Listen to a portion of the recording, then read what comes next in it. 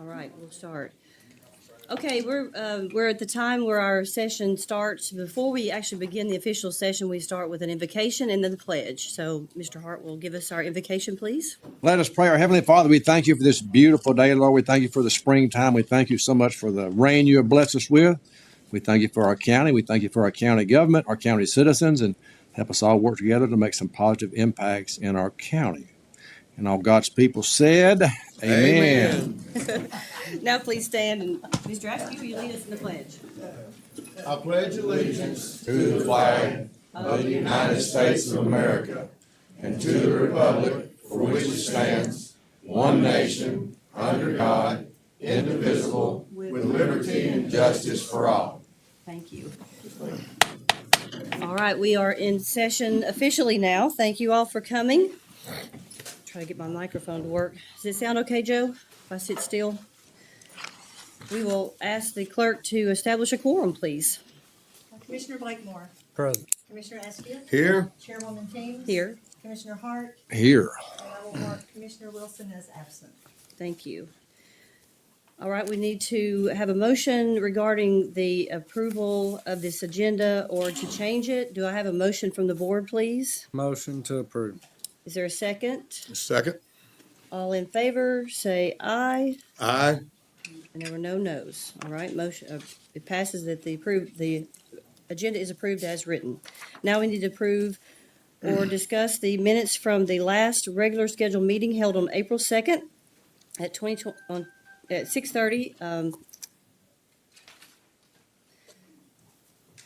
6:30 on the 2nd of April. I would like to have a motion from the board on this, please. Motion to We'll take Mr. Hart for motion to, what were you going to say? approve. Okay, Mr. Askew? Second. Okay, thank you. All in favor to approve the minutes from the April 2nd meeting, say yes. Aye. Or aye, yes, thank you. All right, all in favor of. Now, we need to talk about the minutes from the special call meeting on April 21st. That was held at 4 p.m. Do I have a motion on the floor for those minutes? Yes, so moved. Thank you, Mr. Hart. Is there a second to approve? Second. Thank you, Mr. Blakemore. All in favor, say aye. Aye. All right, all in favor. Next, we have a proclamation for Senior Citizens Day. And I would like to invite Dr. Robert Stoltz to the front, if you don't mind. Is he here? There he is. But this is about your dad. And we want to recognize this. Thank you. We brought a whole bunch of us tonight. Great. Y'all can come on up here. Okay. Yeah. You stand here with me and I'll read this, and then if you want to say a few words, hey Rachel, you're welcome to say a few words. So, all right, absolutely. So the proclamation by the Walker County Board of Commissioners, Senior Citizens Day, May 2026. Whereas the U.S. Census Bureau estimates that 13,868 Walker County residents are age 65 or older. And whereas May is recognized as Older Americans Month. In the state of Georgia, the residents are encouraged to flip the script on aging by transforming how society perceives, talks about, and approaches aging, recognizing it is a time of continued growth, purpose, and engagement. And whereas older adults are valued and respected members of our community, whose knowledge, experience, and lifelong contributions have helped shape and strengthen our county. And whereas Walker County supports organizations such as North Georgia Community Action, which operates the Senior Life Centers in Chickamauga and Lafayette. They assist older adults with daily nutrition needs, health education, and general wellness. And whereas we acknowledge the importance of ensuring that our community remains a place where seniors are valued, included, and empowered to live with dignity and purpose. Therefore, I, Angela Teams, on behalf of Walker County Board of Commissioners, do hereby proclaim May 13th, 2026 as Senior Citizens Day in Walker County, and encourage our older adults to attend a special event at Walker County Civic Center at 10 a.m. on that day, as the community pays tribute to those who helped build and strengthen Walker County. Signed and sealed this 7th day of May in the year 2026, Angela Teams. So thank you so much for being here. Thank you for all you do.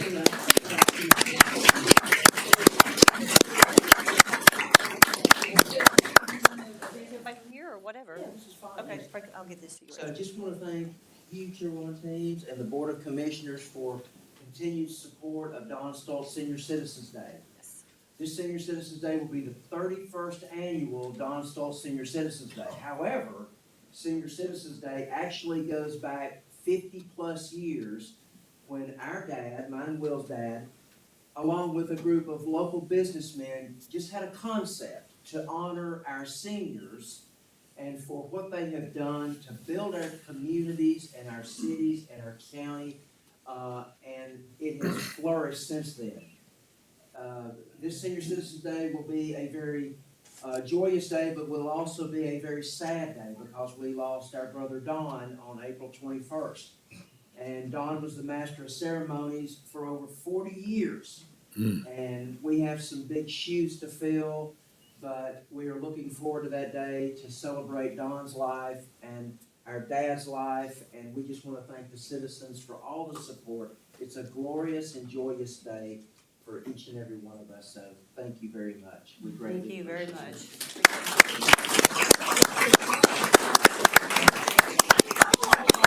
Play ball. Play ball. I'm gonna add something Please do. to play ball.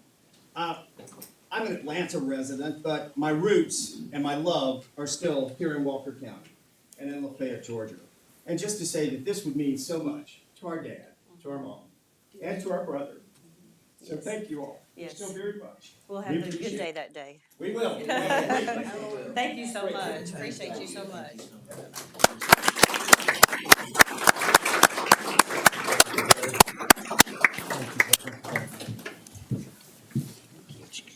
Thanks, Robert. Appreciate you. Sitting next to him tonight. Sure. That's a good way to start off a meeting right there. All right, we will move on. I'm next with my comments for you. They're a little shorter today. Building on my message from last month, sustainability must become a condition that is intentionally built into the structure of how we operate. When we design a sustainable condition, it cannot be easily undone, weakened, or abandoned over time. People expect to see their county government working with purpose, applying strategic planning, making thoughtful decisions, and intentionally looking forward into the future. That is where the conditional sustainability becomes the norm. We create systems, policies, practices, and we ensure the service to the public is effective for years to come.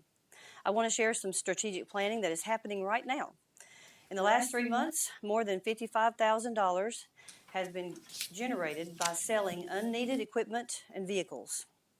Part of that amount included an $8,600 collection from the sale of one of the burnt fire apparatus. We anticipate collecting more than $100,000 by the end of this year through the continued sale of surplus items and properties that no longer serve the county's needs. Smart capital investing is also a strategic plan that projecting increases to our savings account is at $300,000 in the first year, and that will just keep compounding each year. Also, continuing to implement efficiencies and modernize technology within the county government is producing measurable results to our bottom line.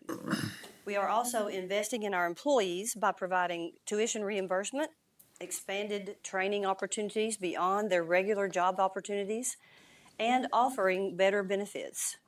In my first year in office, these are examples of how we achieved more than $1 million in additional gains, as reported last month by our auditing team. Good things come from taking actions like these. It generates new funding sources while reducing our carbon footprint. It brings property taxes back to the general fund, and it secures a solid plan to provide superior services to our taxpayers. Do the right thing for the right reasons reflects the kind of mindset that we employ every day. It builds long-term sustainability, trust, and accountability. When decisions are guided by integrity and solid planning, organizations create stronger cultures, better relationships, and more sustainable outcomes for employees, families, and the communities. And that is my message for tonight. So thank you for your attention. We'll go to the CFO, Christian Roach, for our financial update. Good evening, Commissioners. Today, we're going to cover February's 2026's financial report.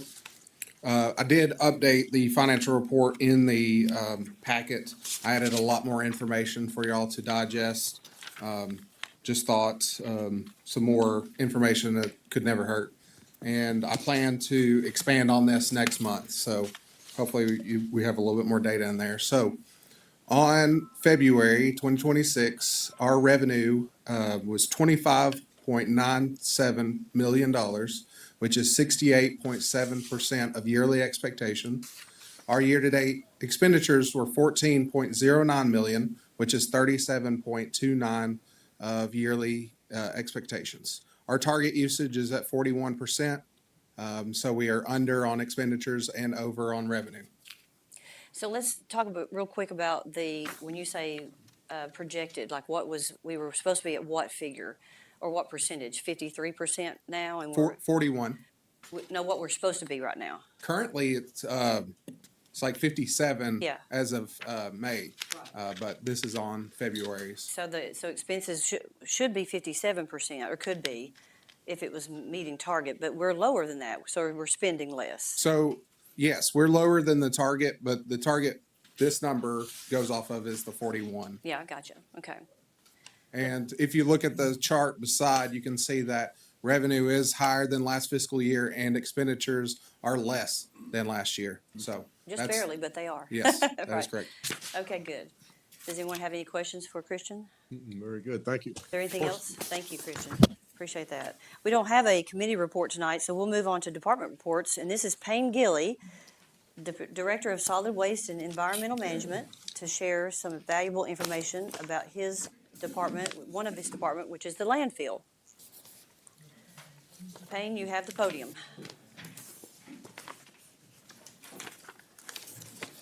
Good evening. Good evening.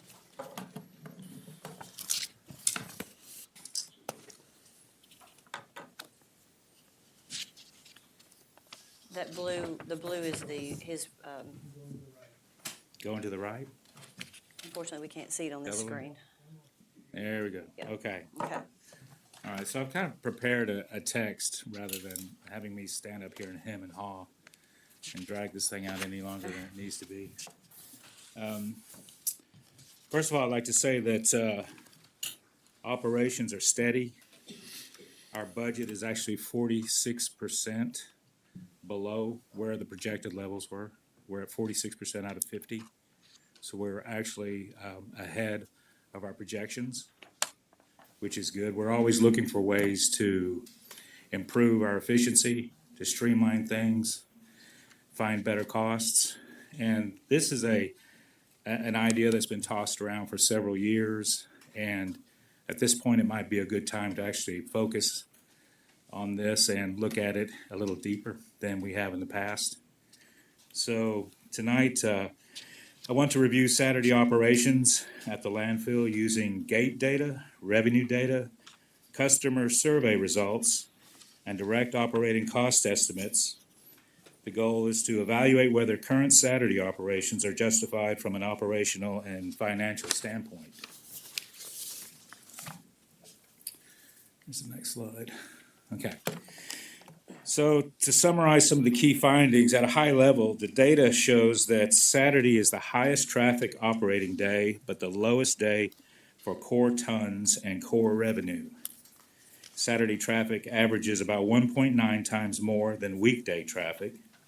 Saturday core tons are only about 38% of an average weekday, and Saturday core revenue is only about 49 to 58% of an average weekday. Survey results also suggest Saturday use is primarily bagged household waste and that many customers could shift to weekday service. So the overall takeaway is that Saturday is a high-traffic, low-yield operating day.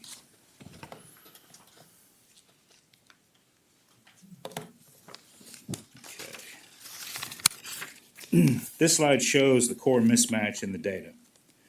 Saturday traffic is nearly twice a typical weekday, but Saturday core tons and core revenue are much weaker.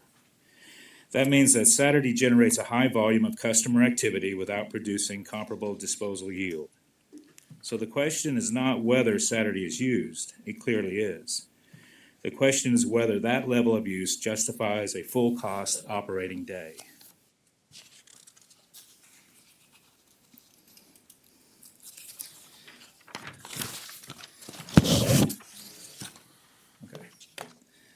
This slide looks at what Saturday revenue usually looks like. In both fiscal years, 2025 and 2026, most Saturdays, 2026 up to March 31st. Most Saturdays generated between about $3,000 and $5,000, and only a small share exceeded $6,000. So with a daily budgeted goal of around $8,200, Saturdays fall miserably short of objectives. That means Saturday may be heavily used, but it is usually not a strong revenue-producing day or aligned with our operational goals.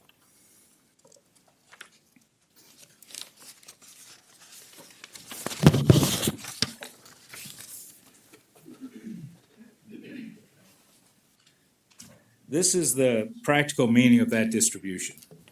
Most Saturdays in both fiscal years clustered in the $3,000 to $5,000 range, and only a limited number exceeded $6,000. That supports the conclusion that Saturday is typically a moderate revenue day, not a strong one. And in other words, Saturday does not consistently generate revenue at a level that matches its traffic burden or a full operating cost exposure.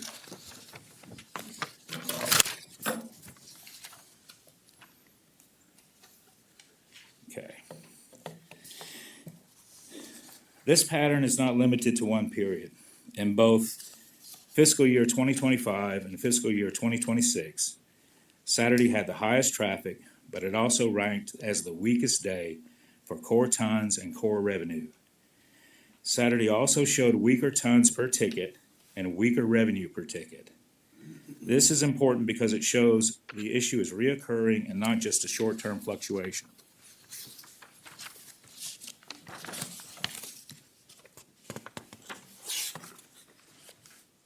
The meaning of that cross-year pattern is straightforward. Saturday is consistently the highest traffic day, but also the lowest yield disposal day. In both fiscal periods, Saturday produced weaker tons and weaker revenue relative to its customer traffic. So the problem is not a lack of demand, the problem is weak tonnage and weak revenue relative to Saturday traffic.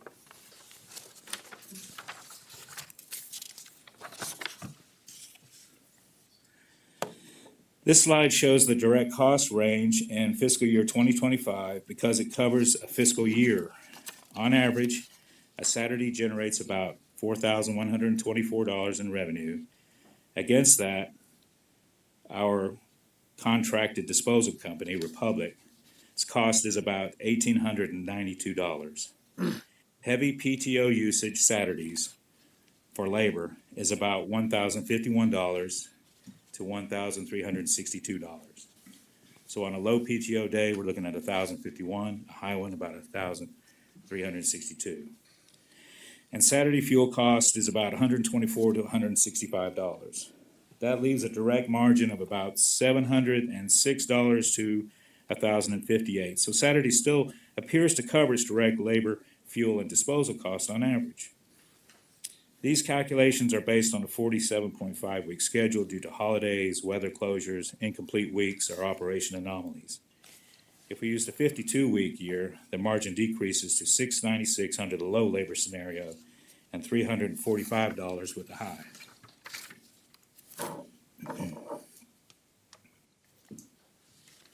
However, based on the data, the remaining direct margin is relatively thin.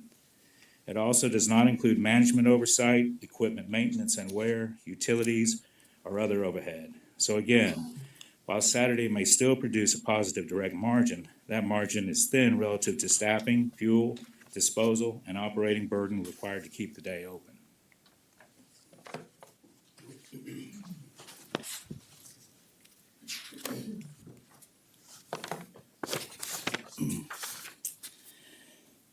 So what are the potential operational and financial outcomes of changing Saturday service?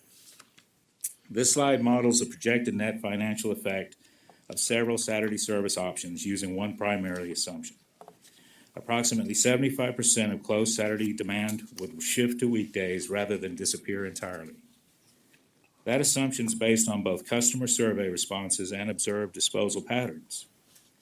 The baseline scenario assumes the county continues operating every Saturday and continues recognizing approximately $214,000 in annual Saturday revenue. The other scenarios estimate how much of that revenue would still be retained if Saturday operations were reduced or eliminated. For example, if the county only operated 2 Saturdays per month, the model assumes that most customers affected by the closure would still use the facility during the weekdays.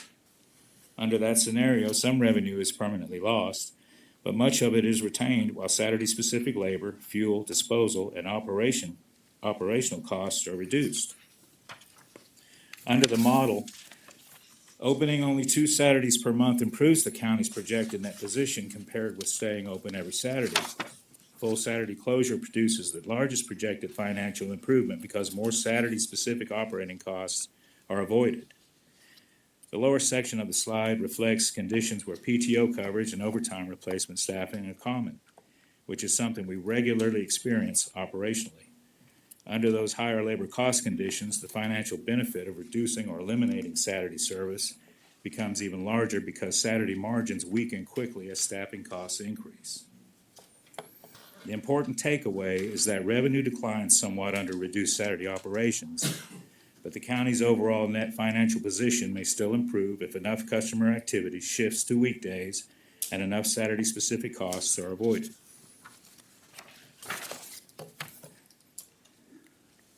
We're almost there. This historical summary shows that Saturday's weak business performance is not just a recent issue. Across the periods reviewed, Saturday consistently ranked first in traffic, meaning it was heavily used, but in most years it ranked last in tonnage and last or near last in gross revenue. The one clear exception is 2022, which reflects a different operating environment. Overall, the longer-term pattern supports the same conclusion we see in the more recent data. Saturday is a high-use day, but a weak business day. This slide helps explain why Saturday is busy but weak financially. About 85% of surveyed Saturday users reported household trash or bagged waste as their primary reason for visiting. The tonnage mix also shows that Saturday core tons are more heavily concentrated in municipal solid waste than weekday tons. Together, these two visuals suggest that Saturday demand is real, but it is driven primarily by household waste, lower yield disposal activity rather than broader, higher yield waste streams. This slide shows average daily gross by weekday for fiscal year 2025. Saturday generated the lowest average daily gross of any operating day in 2025. That supports the conclusion that Saturday has been a financially weak operating day, not just in current year data, but historically as well.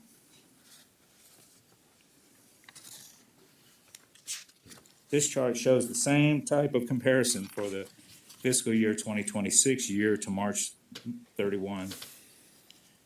Once again, Saturday generated the lowest average daily gross of any operating day, so the same ranking pattern continues in the current fiscal year. This and historical data reinforce the point that Saturday's weak financial performance is not new.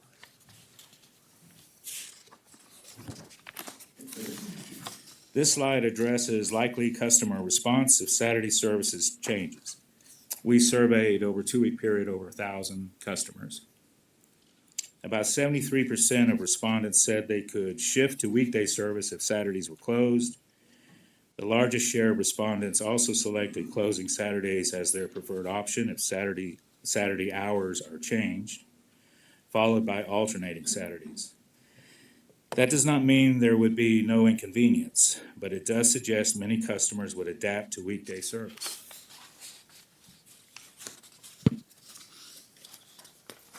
So Saturday service options. At a high level, there are 4 basic but main options. Maintaining current Saturday operations preserves the highest level of public access. but it also preserves the weakest disposal day from an efficiency and revenue standpoint. Reduced hours or limited service Saturdays preserve some access, but also preserve much of the same operating burden unless very clearly defined. Alternating Saturdays reduces Saturday exposure while preserving periodic access, but it still requires staffing, readiness, and public communication. Full Saturday closure removes the county's weakest disposal day from the weekly schedule and provides the strongest efficiency and cost control option. Recommended direction. Based on the operating, financial, historical, and survey data reviewed, full Saturday closure appears to be the strongest overall option.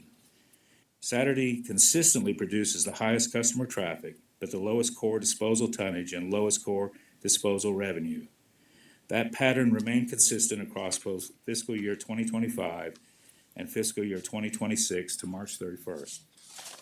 The data also suggests that much of the activity is driven primarily by smaller household scale disposal and lower yield use rather than stronger disposal performance. Survey results further indicated that many customers could shift to weekday service if necessary.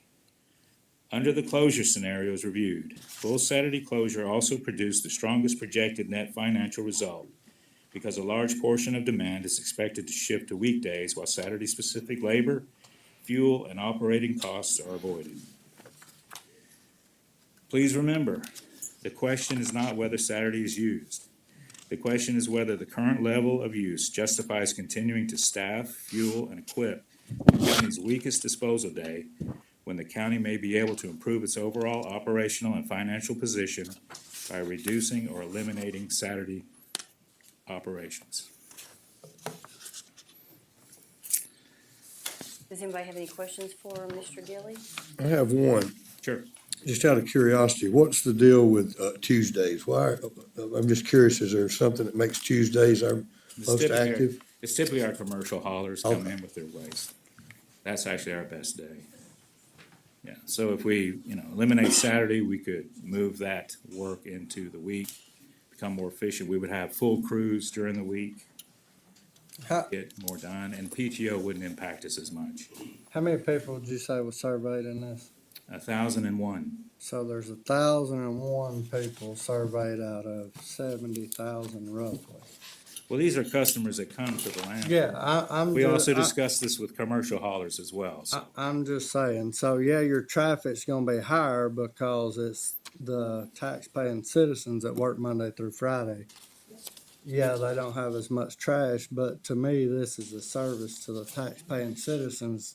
And I know it's all a numbers game, I'm not saying that, but I mean, we're gonna take one of their days away and we're gonna push code enforcement to go clean their property up because they can't get to the landfill if we close on Saturday. Well, it's kind of So like just this. something to think about. You're in politics.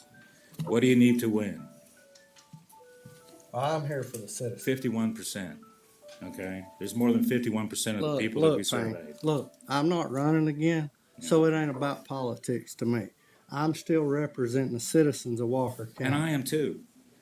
I value what we do out there and the service that we provide, and we try to I run as understand, but efficiently. don't bring politics up. I'm just saying you need representing 51%. We've got more than that based on the survey. If you want a longer survey, we can certainly do that. We can survey for a month if you would like. But we're gonna get the Today- same people over Today, and we're over. not making decisions today. We're just looking at the data that you put together. Sure. I think we'll have a longer discussion in June, at the June meeting. So this is a good prep for that. And if anybody else wants to make a comment, you can do that. Other than that, I'll let Payne sit down. But thank you very much for that. Thanks very much. Thank you, Payne. Thanks. Okay, let's move into the public hearing section of the evening. This is the portion of the meeting where the district commissioners consider the citizens' request who want approval to rezone or for variance in their properties. The citizen first had to present their request to the Planning and Zoning Committee. That committee makes a suggestion of the outcome to the district commissioners who make the final decision. So the first one tonight, we are hearing a new petition from Mr. Richard Mounts. Is Mr. Mounts here or someone for him? Okay, please come forward and tell us about your request to rezone your property from C1 to R3. Yes, I had appeared last month, and so this commercial property, it was brought up to my attention by the council that the property in question was originally commercial. At one point, it was changed to residential. Another point, it was changed to commercial again, and we are asking that it be changed back to residential. Does the board have any questions for Mr. Mounts? No, ma'am. All right. Thank you very much. If that's all you wanted to tell the board, that's fine with us. I understand that we left early after appearing. We thought we were done. That there was a petition paperwork that we were supposed to receive. Is that correct? No, so you didn't, I don't think you missed anything when you left Okay. last time. So, and what will happen tonight is, since you are requesting this rezone, the board will decide that after we hear the other three people that would have the same similar request. So if you want to hang around for that, Oh, yes. that way you'll get your answer. Okay, good. Thank you. Is there anyone here who wishes to speak against Mr. Mount's rezone request? No? All right, then we will go to the second new one, and that is listening to a new petition from Alex and Janet Roach. Is the Roach family here? Please come forward and tell us about your request to rezone property from A1 to RA. Are you Mrs. Roach? Yes. Hello. Go ahead. Okay, we've got agriculture property, and we did not know that we could only put one house on it. And then when we found out about that, we are petitioning to make it residential. At the last meeting, I had two of the neighbors that denied or protested against it, but I don't see how what I want to do would affect them. All right, does the board have any questions for Mrs. Roach? No, ma'am. All right. So as I was saying, the board will make a decision right after these are heard openly in public. So Okay. is that everything you wanted to tell the board? No, I'm just trying to figure out why I can't do it. So I just Okay, need some and answers. that will come up when they make their decisions. All right, thank you. Thank you. Is there anyone here who wishes to speak against this rezone request?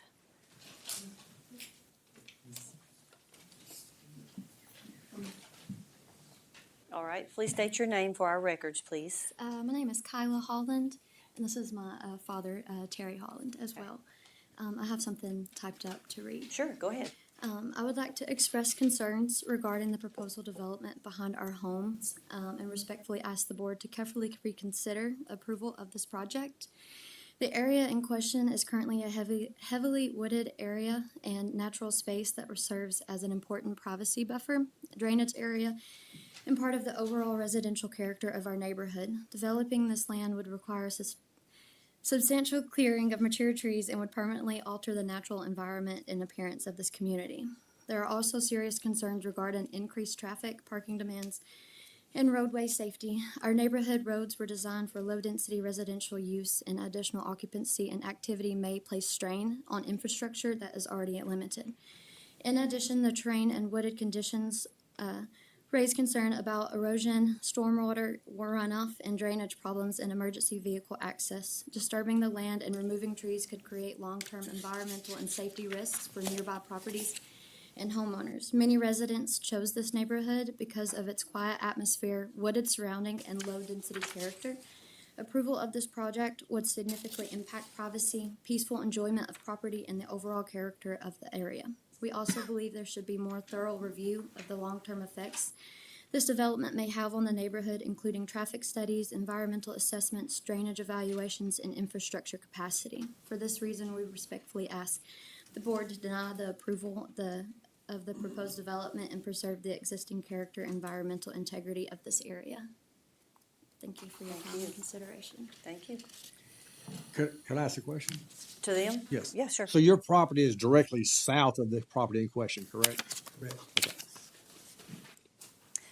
Ma'am, are you going to speak too? And I'm representing my brother and sister-in-law who are out of town. and we live next door to them. Yes. And They are our neighbors. Okay, will you, Yes, will you give us your name just for our record, please? my name's Kimberly Fisher, and Okay. I'm here to represent Don and Heather Smith. Okay, and they live where in? Next door at Next 220 house. Abney Okay. Edge Drive. So y'all are directly east of their property. Yes. Yeah. Okay. I'm not familiar with it. I got you. I understand. Okay. Is there a gentleman behind you that would like to speak against this? Yes, ma'am. All right, this is speaking against the Roach's request. Is that what you're speaking Yes, about? speaking against it. Okay, what's your name, please? I'm Ken Carson. Thank you, Mr. Carson. Yes. Go ahead. I live just right up from the Roaches. Their property borders mine. And the request they made is something that we should look at long term. I mean, if we open up the floodgates, then we're gonna get plenty more that's gonna try to come in on 2 acres of property and put 2 houses up there. And I went back and pulled the records, and I know that y'all set a standard up sometime back, years ago, that, 5 acres for a 2 manufactured home. And I'm just saying, I wish you would keep that, because if it's not, I'm not, it's gonna bring down a little property value down the road. I'll just put it like that. I've been over 32 years, and I like to keep what I have, really. And I like to keep, I mean, I know property tax is out the roof, but I don't want to see it come down to where my investments that I made over there will go down any. Thank you very much. And Ken, your property is east of the property in question. Yes, sir, it Okay, is. I got you. And your access is off Round Pond Road. Round Pond, you pass my church, New Bethel Christian Fellowship. The next one would be my driveway. The next driveway would be the Roaches driveway. Okay, understood. Yeah. All right, thanks, Ken. Is that all, Mr. Carson? You have- That's it. Thank you very much for being here tonight. All right, we'll move to the next one then. This is the third new one, and it's from Krista Farr. Is Ms. Farr here? Hello. Hi. You are going to talk about a variance request to move your mom's mobile home to all the way on your properties, partly on somebody else's property now and. That's correct. Okay. The property as a square is 27 acres. I own 3 of it. The owner of the other 24 has passed away, so it's tied up in an estate right now. My mother's double wide does sit on that property. We have been informed that we will be losing access to that. We have tried to purchase the property, rent the property, and again, it's tied up in an estate. It could be quite some time on that, and we're not getting any real good support from that. So my mom will be 83 in June. My home is a 3-story log home, so it's not really feasible for her with the stairs. Hers is single level, 3-bedroom, 2-bath, 1,800 square feet. We'll be moving at about 1,000 feet of the land. How does that affect its plumbing and the sewer or whatever you're using? We're for on that? septic out there. We'll have to put in a new septic. Uh-huh. Okay. When I originally applied for this, it'll be 8 weeks tomorrow, so we're kind of under some time constraints. I have gotten a soil test, but of course I can't move forward with a new septic or so forth without approval from here. Okay. Does the board have any questions for Ms. Farr? No, ma'am. I just one question. How did it end up on this other property? Was it like a family property, or did they just allow it? I'm just curious how that happened. Blind, bad faith, trust. The owner passed away without a will. Okay. I just was curious what the situation was. Kind of odd situation, but I understand. And the family is not willing to continue our former agreement, basically. So that's why. She's been there almost 15 years. Thank you. So I'm out of options, basically. Thanks for coming tonight to explain that. And as I said earlier, the board will be making its decisions right after these hearings are over. Okay. Hang around, you'll get your answer. All right. Thank you. I appreciate your time. Sure, thank you. Is there anyone here who wishes to speak against the rezoning? I'm sorry, the variance request for Ms. Farr? No? Okay. All right, then we will move into the decision-making of these 3, plus the one that we have from the prior meeting. The district commissioners heard from Ms. Joan Brown, the request to rezone from A1 agriculture to CN neighborhood commercial for property located at 6280 Highway 151, Lafayette, Georgia, 30728, tax map and parcel number 0-516-005.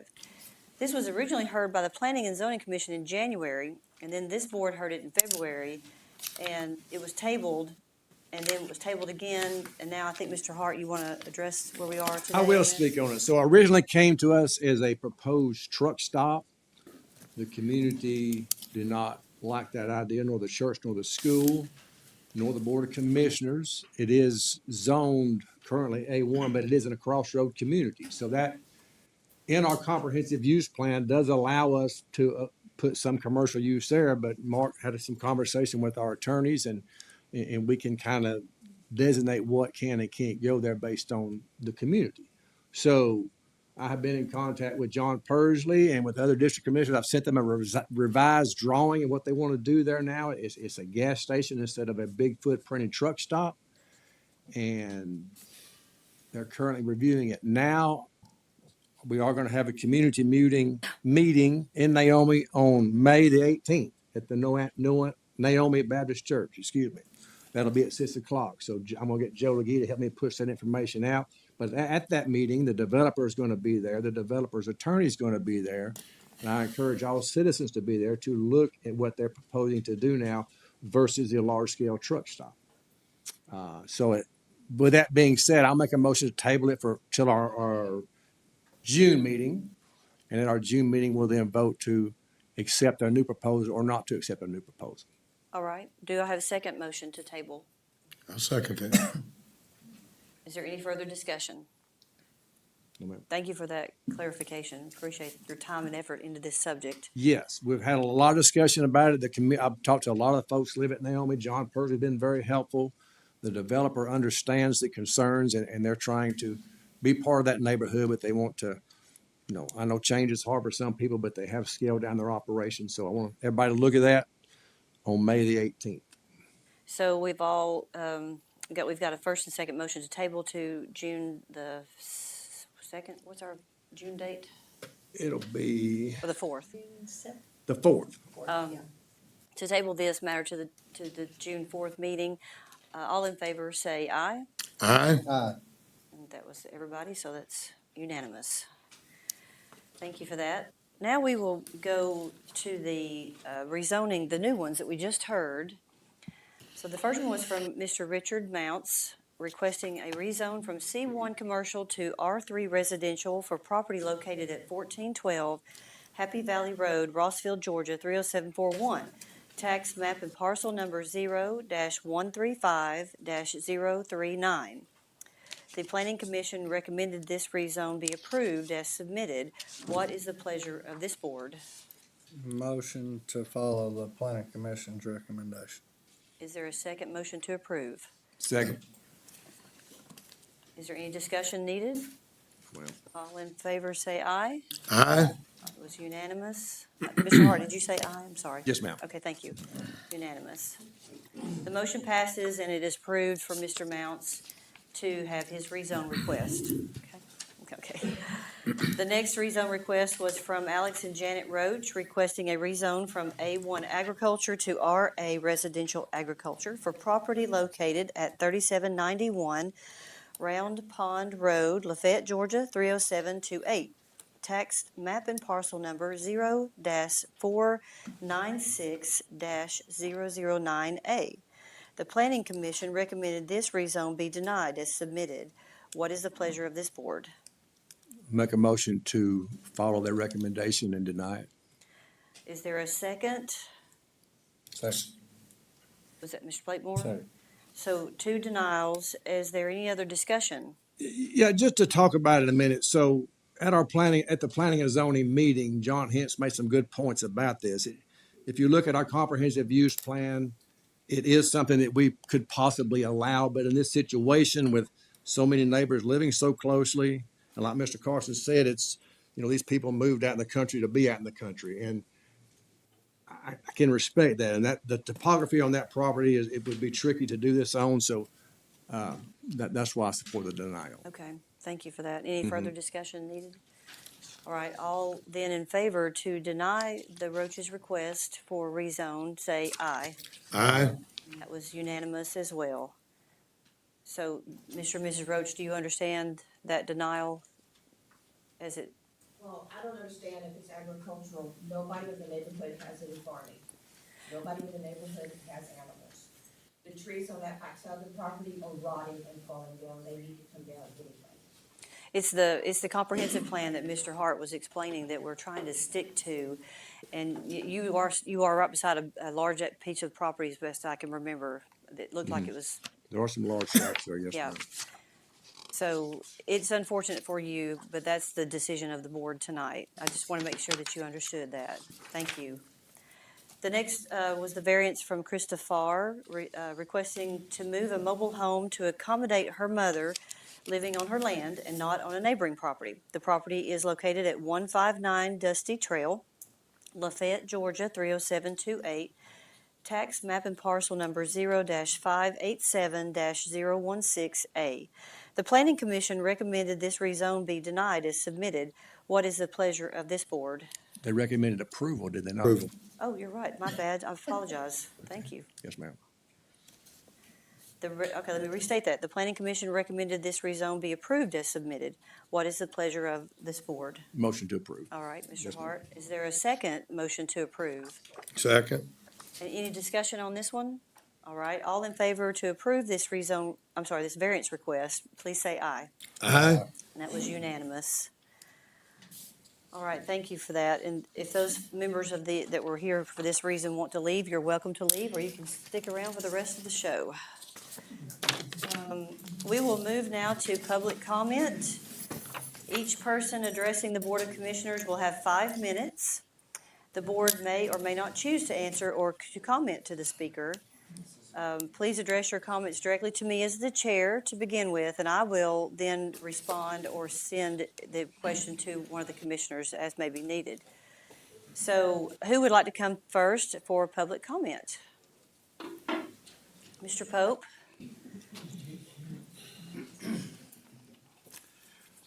I'm Jim Pope, and I want to talk about one thing about the Concord Road that may not have been emphasized so far, and that is access for emergency vehicles to remote areas.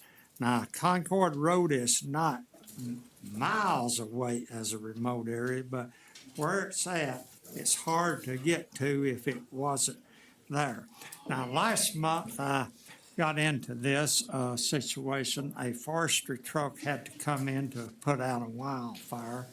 I think I said, I was running out of time, and I think I said, we don't need fires like California. We need to try to get them put out early.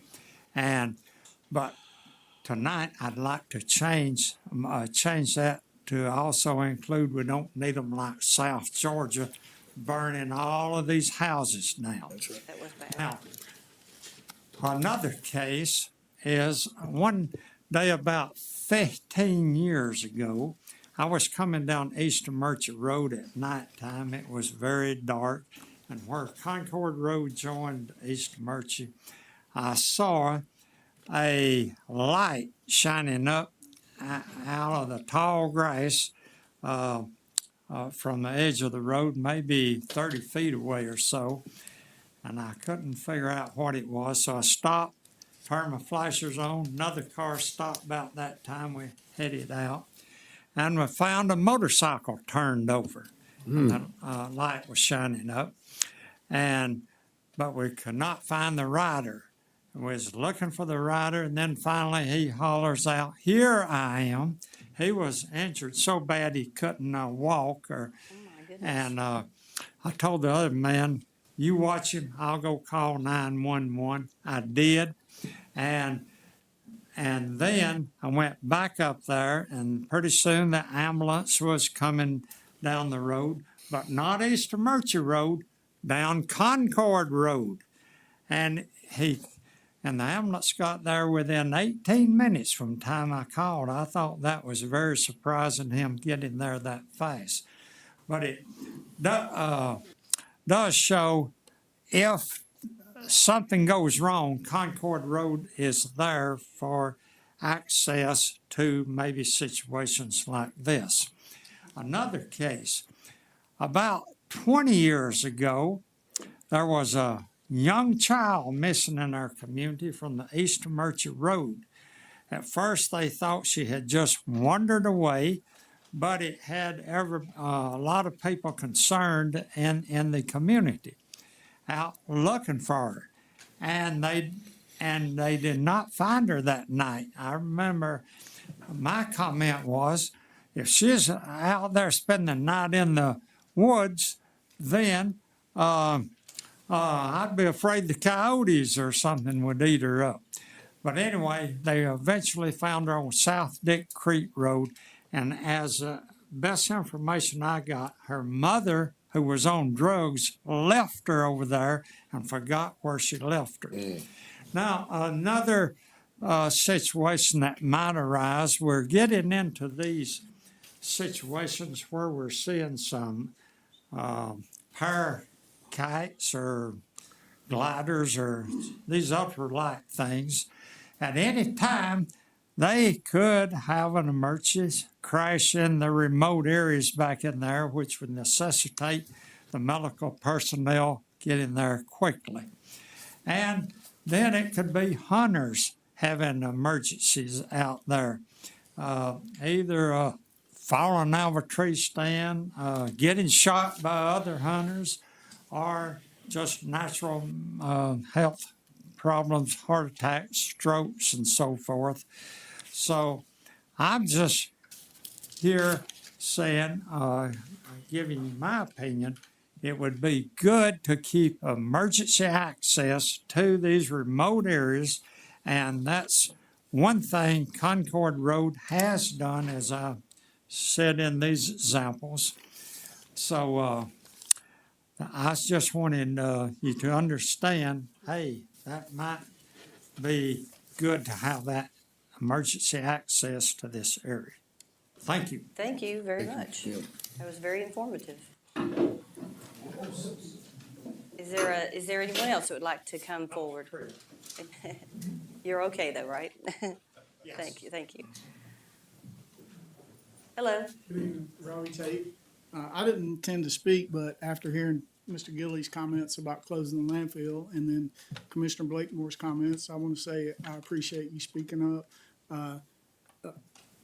When you do a survey or any kind of research, if you have a goal in mind, you can skew that research to achieve the goal that you have in mind. I'm not saying that's what was done here, but it appeared to me, based on all the research, that it was done to close on Saturday. Saturday is one of the highest volume uses, but the lowest tonnage. Repeated over and over and over. But Saturday is the day people have off from work. You're gonna have lower tonnage. Commercial people pick up their traffic on the weekdays, so the volume, the tonnage is gonna be higher. Even with the lower tonnage, the landfill is still profitable on those days. Anywhere from $40,000 to $50,000 in a year.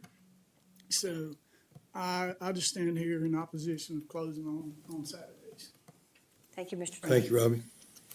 Who else would like to address the board about any subject?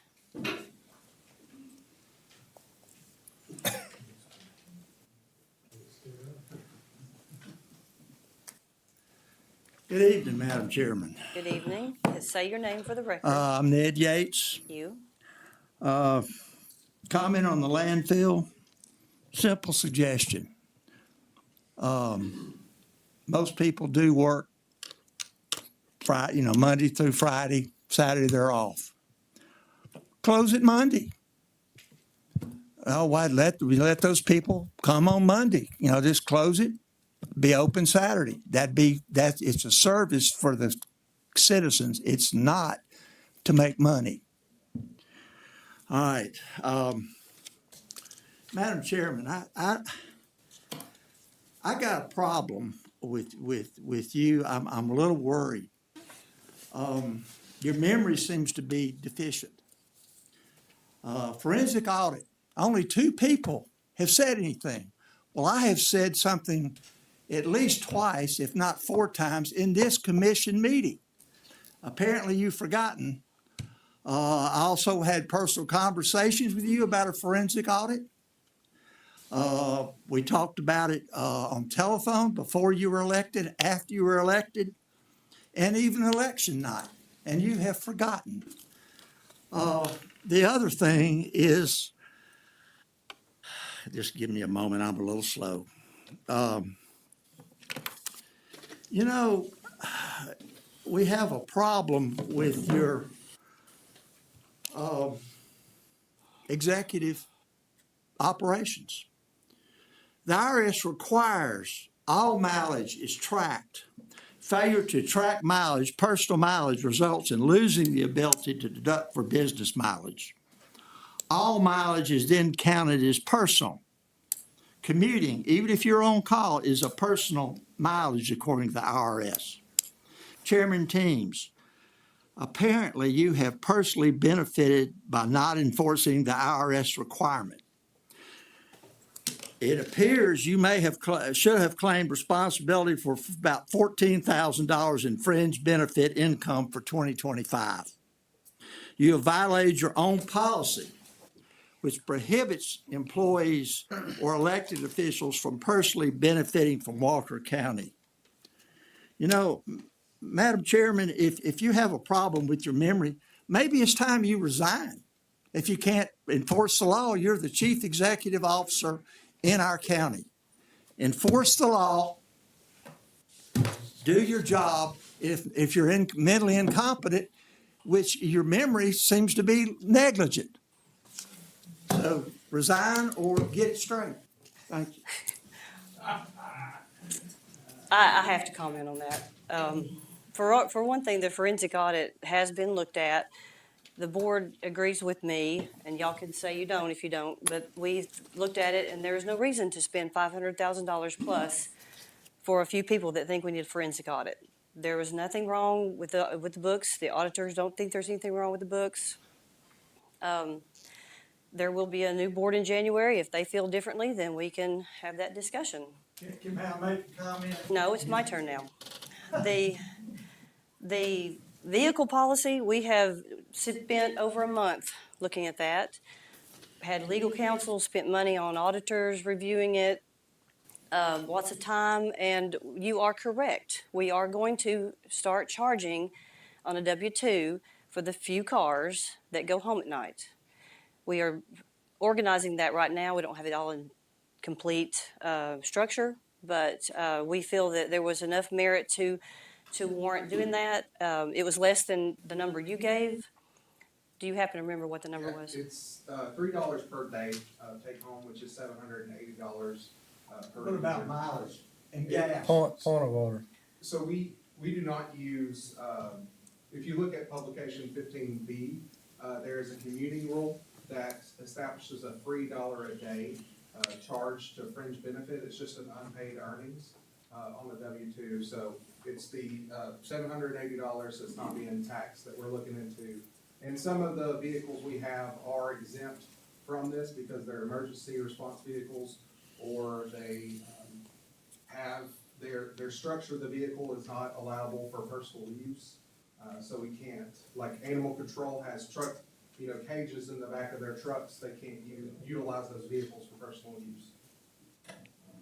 And the last thing I'll say is that this will be the last time that you're allowed to impugn my reputation in public. You'll be escorted out of the office or out of this meeting next time you do that. I'm by far none of those things you said. So take note to that. Well, Angie, I have to That say you can't, this. there's no more, You have there's said no there more. were only two people. There's no Period. more. It was you and one other person, that was it. But I'm not gonna have this drag out tonight. We're not talking about that. You're welcome to come to my office and we'll talk about it more there if you want to. All right, we're moving on to new business. Oh, I apologize. Is there anybody else that wants to say something in public? I'm here to speak about the Rossville Gym again. A couple of comments. I was looking at some of the other community centers, and it looks like in 2016, we built the Cedar Grove, and the bid on it was $1.8 million. It's 8,500 square foot. The Hinkle, the shell was built in 2015. It's 6,772 square foot. The base bid on the shell was $1 million. I think the bid you guys got to finish up the interior was $447. I think there's still sprinkler systems, a few other things that has to be completed. So we're looking at, on today's figures, we're looking at like $250, $300 a square foot on those structures to build them new. And then I look at the homes over on Happy Valley Road today. I think looked at the new homes, 1,500 square foot. They're $200,000. But I'm looking at the square footage. This has to do with the Rossville Community Center. So if you take the gymnasium, it's 50,000 square foot. It's 50,000 square foot. And you have a band room that's 4,000 square foot. If you apply those square foot numbers, we're over $15 million to replace that facility. So if you apply, based off of your document, it says the lease you'll take for the facility is $661,000 and 13 acres. And that's calculated to like $12 a square foot. That's what we're selling our community center for. It's $12 a square foot. I don't think it's 13 acres, though. Is it 13 acres? I don't. Is that the two fields beside it plus the? The four. I think they were only 3 acres. I think the property that is the Coates property is 4 acres, and I think. But that's not going in that sale. That's a different sale. The Coates property is not in any sale right now. No, ma'am, it's the vacant field that's adjacent to the that's what BAM. I thought. Okay. It's the BAM property. Yeah. Okay. So, and I've got another question, Mr. Blakemore, it's his district. Actually, I had a meeting with Mark and Angie last week, and I appreciate that. And I spoke to Brian, and I don't really think the documents that I give everybody were looked at too closely. So I really want to understand why. And you made a motion to sell this property, and I want to understand why you think it would be beneficial to your community to sell that community center. Mr. Blakemore can choose to answer or not. That's So, fine. I mean, yeah. if he doesn't want to answer, it's fine. It's up to you. If you're no comments, fine. I mean, I hadn't worked on the deal. I'm supporting a fellow commissioner in his deal, but the sale, I guess, I don't think it's been released yet. Some people probably know who. If they don't purchase this property, they're moving out of Walker County, and I feel like they're gonna do the right thing and fix the property up and still let the community use it, is what we've been talked to about. And I feel like they can fix the property up and do more with it in the county and take the burden off the county, and the county still get the benefit of using it. Yeah. I mean, that property owner's done more for this county than people realize. When the gym was broke into and vandalized, and the backboards were broken and shattered, they went over there and put new backboards in free of charge. And I appreciate that, but I don't think that justifies selling our community center for $12 a square foot to that. I hadn't even And talked about the price. I'm I'm not going to mention the individual's name either. It has been mentioned that he's commented in public, and that individual occupies 3 commercial industrial buildings straight across the street, and he's going to be vacating those buildings, and we're giving up our community center for $12 a square foot. Your community center for your community, your shelter. So I know it's. I think it's something we need to think about, and there's no plan to build another one. If anybody's got any questions for me, I'll be glad to answer them. Just, I think you need to say your name for the. I have one more. It's Jay Tankersley. Thank you. The piece of property that you guys are conveying to the Northwest Georgia Joint Development Authority tonight, I mentioned that. It's also part of the 50-year lease that's connected with that gym property. So maybe something you guys want to look at. All right, thank you. We will. We will look at that, because I don't think it is. It's on the same deed. Okay. We're still waiting on our lawyers to give us a final opinion about that paperwork that you gave us, so it is being reviewed. Okay. So it's, whatever we get that from them, we'll talk about it again. All right, I appreciate it. Thank you. Thanks, Is there Jay. anyone else that would like to come to the forward to Excuse me. address the board? Last chance. All right. Thank you. So we'll move on to what is old business. Ordinance O-03-24 to amend Chapter 4 Animals of the Code of Walker County to provide for spay and neuter and licensing requirements for cats and dogs. This was tabled last year at 2 meetings, one in April and one in November. And so now we've tabled it so far out because the director was, she's in the National Guard and was on maneuvers. And she remains on maneuvers today, but it is time to talk about this. So that's why it is on the agenda for tonight. And since we do have a quorum, we will listen to a vote and discussion, okay? So, I will make a motion to approve, and I don't know really how to word this, but I want it, we'll approve, but it will come back to the board in 6 months to see how it's working, if there needs to be any changes. So on the November meeting, I would like to see this for discussion. all right, for a status report? Yeah. All right. So the motion has been made to approve with those restrictions or requirements. Is there a second before we have discussion? Is there a second motion to approve it with those restrictions? I'll second it. Okay, thank you, Mr. Askew. Now, is there discussion for this? Yeah, I talked to Bailey, and the changes that have been made, I think is positive, and I think this will be a positive thing for Walker County. All right, any other comments? One thing that's got to be determined is in section 6-27, paragraph B. It talks about a fee schedule being set by the Board of Commissioners. I'm assuming we're doing that at our next meeting. We certainly can. I was hopeful that Bailey would be back by then. I don't know if she will. Okay. Um, Okay. But, yeah, we can't do it until we have the fee schedule, so And we can put that on next month's agenda, I think, but. we can. Before it's actually fully enforced. Yes. Yes, Remark, yeah. Yeah, we won't enforce it until the fees are Yep. set anyway. Okay. I'm good. Clerk, is that clear? Okay, thank you. All right, so we have, Can we ask questions on no, that? I'm sorry, you can't. Okay, I thought that might have been open comment there on that one. No, you could have asked during public comment, but I have to move on now. So I'm happy to talk to you afterwards, though, if you want to talk to us afterwards, after the meeting ends. Be too late. So we've got a motion to approve with the status report required in November and the understanding that the fees have to be set or will be set at the June meeting. Is there a second? Or I got a second, sorry. So all in favor, say aye. Aye. Aye.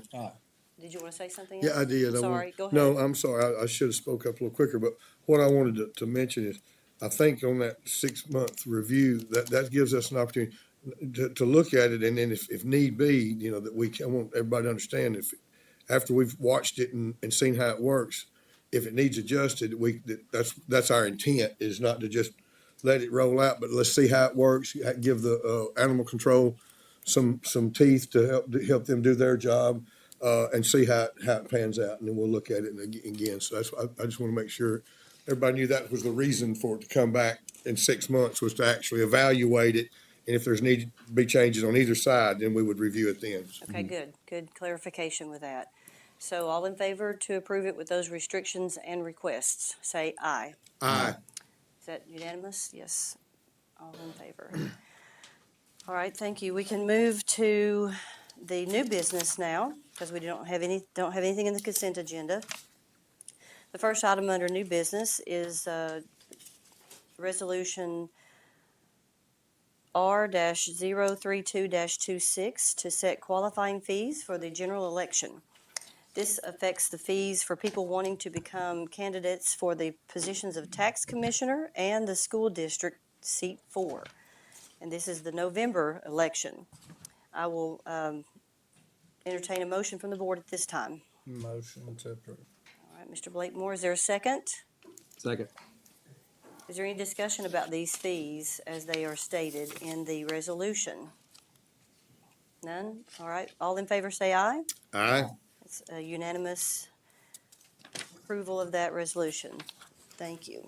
The next one is 17.2, Resolution R-033-26, to approve a contract between the Georgia Opioid Crisis Abatement Trust and the Walker County Sheriff's Office. This is something we see a lot. This grant has a lot of moving parts to it, and it is a very normal function for us to do. I think you've seen it before, but I'm happy to answer questions if I can. But we'll ask for a motion first. Motion to approve. Thank you, Mr. Hart. Is there a second motion? Second. All right, what discussion, if any? None? No, ma'am. All I'm right, good. then all in favor to approve this, say aye. Aye. It is unanimous approval. Thank you. Next one is 17.3, Resolution R-034-26, to assure compliance with the Constitution of Georgia, the state of Georgia, concerning general obligation sales tax bonds, E-Splost 7, 2025, to be issued by the Walker County Board of Education. I will add just a little note here. We are the judiciary appointee for these funds, through which the Board of Education receives their E-Splost funding. We have no authority over what the Board of Education uses these funds for or how they appropriate the funds. We simply are state-issued judiciary fiduciary. So if that makes sense to everybody. Can I have a motion on this item, please? Motion to approve. Thank you, Mr. Askew. Is there a second? Second. Mr. Hart. Okay, any questions for me or any discussion? Okay. Then all in favor say aye. Aye. It is so passed unanimously. The next one is 17.4, Resolution R-035-26, to approve the issuance of revenue bonds by the Economic Development Authority of Walker County. I will say here, too, this is very similar to the one before. We are the judiciary appointee, fiduciary responsibility for the bonds necessitated by the EDA when needed to promote a project within Walker County. This project involves Rossville benefiting from additional housing development. And I know that we have two members from the Economic Development Authority here to answer questions if the board would like to entertain questions with them. We'll go ahead and do that now if you have questions for Stephanie or Attorney Gottlieb. Anybody? Well, I've talked to Stephanie at length about it. I understand the project. There's no repercussion that could come to the county. Right. Or the development authority if this project were to fail. It just simply allows the company to sell bonds for their project. Would that be correct, David? Yes, okay. That is correct. Okay. So, yeah. That's It took me a while to understand that when I read all this. Yeah. You should let me write the next one. I'm kidding. I don't think so. All right, well, seeing that there's no questions at this point, let's go ahead and make the motion, and we can discuss it again if we need to. Could I have a motion from the board, please? Motion to approve. Thank you, Mr. Blakemore. Is there a second motion to approve? Second. Mr. Hart. Is there any other discussion or questions for them? Thank y'all for coming tonight. I think we're all set. So all in favor to approve the motion, say aye. Aye. And it is unanimous. The Economic Development Authority does a great job, and we appreciate their help in these matters. All right. The next one is 17.4, Resolution R-036-26, to appoint Dr. Jerry Hale to the Walker County Board of Health. This fills a vacant seat on that board that has been vacant for about maybe, what month are we in? 5 months maybe. Dr. Hale was a practicing pharmacist. Is he here by chance? Did he come tonight? No? Okay. Dr. Bosshart had offered his name in the hat, and the board chose him last week, and now this board needs to make that official. So he will sit for 3 years on the Health Department Board. And so I will make the motion that Dr. Hale be appointed on the Board of Health for Walker County. Do I have a second? I'll second it. Thank you, Mr. Askew. Any other discussion about Dr. Hale? All right. All in favor say aye. Aye. Thank you. Unanimous. 17.6, Resolution R-037-26 regarding the Limestone Valley Watershed Management Plan. I'll provide a little background here too, and Mr. Hart is welcome to fill this in too because he's got great history with this. A watershed management plan is a long-term strategy designed to protect and improve the quality of water within a specific watershed area. Watershed is the land area where rainfall and runoff drain into the same creek, stream, or river. For local governments, these plans are important because they help guide sustainable development, infrastructure planning, environmental protection, and eligibility for certain state and federal grants. Mr. Hart, would you like to add anything? I will. So this is a project done through the Limestone Valley RC&D. Stephen Benetoke is the executive director there. It's a nonprofit that works with 11 different counties in our area, promote agriculture. They furnish no-till drills. They improve water quality. And I've asked Stephen to come and say a few words about it. But as he's coming up, I want to say that Mark Askew called me about 2 years ago and said, "You know this Stephen guy?" I said, "Yeah." Mark said, "Well, he talks a lot." More than But Mark. when Mark Askew tells you somebody talks a lot, they talk a lot. Don't take that wrong, Stephen. That's a compliment. So we're going to give Stephen a couple minutes just to tell us about this project. It's a great project, the second one we've done in the county now, so we're excited about it, Stephen. Welcome. Thank you. Start the clock. No, I'm kidding. Yeah, right. I was told 3 minutes, so I'm going to talk 3 minutes. My name's Stephen Bonico. I'm Executive Director of Limestone Valley Resource Conservation and Development Council. Walker County was one of our charter members back in the 1970s. We were formerly a part of the federal government, and through congressional gymnastics, we became an independent nonprofit in 2011 with our county commissions across 11 counties naming our board. And so we take our direction from the community via the board members that the commissions appoint to us. Our predominant work in North Georgia has been focused on agriculture and natural resource management. Some of our sister RC&D county councils across the state focus on other things, but here in North Georgia, we believe agriculture has a big impact on not only our economy, but also our quality of life. I will give a shout out to Ashton Little and the young farmers who manage our no-till drills here in the county. Those are owned by Limestone Valley. Oftentimes I'll get a call and say, "Those are ours. We're taxpayers. We Walker County." Well, they belong to a private nonprofit. We serve this community, and we get calls every single week looking to use those. Those things cost $40,000 a piece. It's hard for the average farmer to just go out and rent one, but we put 4 of them in Walker County specifically to support the agriculture community here. And David Matson, who's here, one of our board members, has managed those drills across North Georgia. David, what do we say? It was 32 years you wrenched on them for us. So he's kept us in the go. So those are some of the ways that we've worked in Walker County specifically, is through our agricultural endeavors. But several years back, we came forward to the board and asked you for $15,000.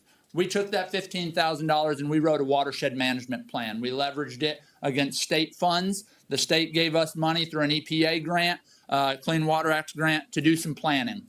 No government dollars should be spent without a good plan and a strategy. You know, if we want sustainability, we need to plan for it. If we want good quality of life, we need to plan for it. And so that said, we took your $15,000, leveraged it to get substantially more, wrote a watershed management plan for Chattanooga Creek.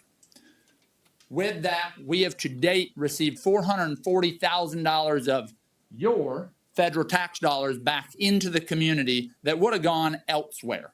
And so, we don't take lightly the fact that when we come forward and ask for some amount of dollars, that we're going to leverage it to bring a maximum amount of dollars back into the community. Because without a plan, we are not eligible for those federal dollars. So that's what we're doing tonight, is coming back to you and saying, hey, thanks for the $15,000 back 4 years ago. We brought you back $440,000. And we did that through clean water work. All of us want to have clean water. All of us like to play in the creeks. We like to drink clean water. We like to use the water. And so that's a little bit of the past. We're here to make a new request tonight. We're asking you for $30,000. Now, think about what we could do with 30 if what we did with 15. But we're asking for $30,000. We have petitioned the USDA for 150 to match to your 30. So we have filled out all the paperwork. We've sent it in. We've been approved. We're waiting on Washington, D.C. to send the countersigned document back to us. My commitment to you tonight would be if something happened in Washington where they did not send us the $150,000, that we would not take your 30. We will not move into a half-baked project. So we are asking for a springing motion, one that takes action upon the receipt of the $150,000 from the federal government. When we receive that $150,000, we'd ask you to invest $30,000 with us. That'll give us a project fund, but with which we will write a watershed management plan for the south end of it. So we worked in the north end of the county. Now we'd like to move to the south end of the county, starting here in Lafayette and going all the way to the county line, working inside the valley. The USDA's program works inside of what they call HUC 12s. They're hydrologic unit codes, level 12. They work like shotgun shells. The bigger they are, the smaller they are. The smaller they are, the bigger you know how shotgun shells work. So that said, we'll be working in smaller tributaries, smaller watersheds, but they are all contiguous. We'll basically be working in the valley, Duck Creek, Dry Creek, Upper Cane Creek, Lower Cane Creek, through the south end of the county. We'll be focusing on collecting water samples, doing lab results, holding public meetings, getting community stakeholder input. This is a bigger project than what we did up in Chattanooga Creek, because the USDA is a stakeholder in this one. Meaning, with this project with the USDA, Walker County and a small portion that just bleeds over into north end of Chattooga County will become one of 5 priority watersheds in the entire state of Georgia that receive funds in a special funding pool from a program called the National Water Quality Initiative. It's a federal program run through the Natural Resource Conservation Service, a division of the USDA. Sorry, I'm diving into jargon and details here, but... Got 30 seconds. Great. But with that program, the Natural Resource Conservation Service creates a dedicated funding pool every single year for those watersheds that have a plan in that program. No one else is eligible. They have to have an NWQI, National Water Quality Initiative, dedicated plan, and that's what we're proposing to write. That's what we've been accepted into. I'll say this because I got board members present. NRCS in the state of Georgia plan to spend that money in a different county, over in White County. They had staff that left in the buyouts last April. They didn't have the personnel to pull it together, so they called us because we've written every other plan for them in the state. And what I told them was, I think it's great. They're not one of our member counties. If you bring your $150,000 to Walker County, we'll write the plan for you. So we're here to advocate for you because we're in this community, and we want to see it better. That's great. Thank you so much. Motion to approve. Is there a second? Okay. I could give a better sales No, pitch, you're good. but I was limited. I told you talked a lot. And there's no discussion, right? No, that's good. Thank you so much. We appreciate absolutely. it. Thank you. All right, all in favor, say aye. Aye. It is unanimous. You have your $30,000 if you get your $150 from the government. Thank you. Thank you very much. And thanks to the board members for coming tonight. We appreciate the board members being here. Thank you. All right, 17.7, Resolution R-038-26, to approve a memorandum of understanding with the Northwest Georgia Joint Development Authority regarding the disposition of certain real property located on Bulldog Drive in Rossville, Georgia. Specifically, this action will convey a 3.98 acre parcel for the purpose of selling the property that no longer benefits the county.